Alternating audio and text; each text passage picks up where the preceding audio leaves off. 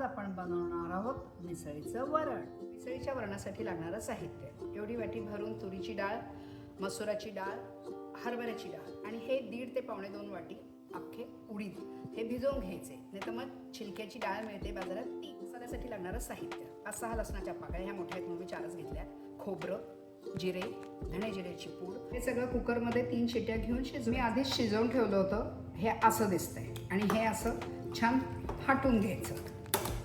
हा सगळा मसाला मी बारीक करून घेतलाय, हा असा दिसतो। थोडं 1.5 वाटी भरून मी तेल घेतलंय ह्या फोडणीसाठी। थोडं जिरं, थोडं मोहरी, ते तडतडलं की त्याच्यात हा मसाला टाकायचा जो आपण बारीक केलाय। त्याच्यामध्ये आलं सुद्धा 1 इंच वाटायचं, मसाला छान परतून घ्यायचा। आता हा मसाला चांगला परतला गेलेला आहे। आता ह्याच्यात आपल्या चवीसाठी मी 4 माणसांकरता 1.5 चमचा घेतला आहे आणि वरणाला रंग येण्याकरता हळद आणि आपल्या घरातला काळा मसाला किंवा गोडा मसाला, एक मिश्रण जे आपण हाटून ठेवलेलं आहे सगळ्या डाळींचं ते ह्याच्यात टाकायचं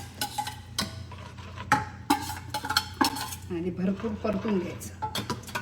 आवडत असेल तर ह्याच्यात दाणे पण छान लागतात। उकळी आलेली, आता ह्याच्यावर आपण अशी कोथिंबीर। मिसळीचं वरण तयार। हे माझ्या सासूबाईंनी मला शिकवलं आहे।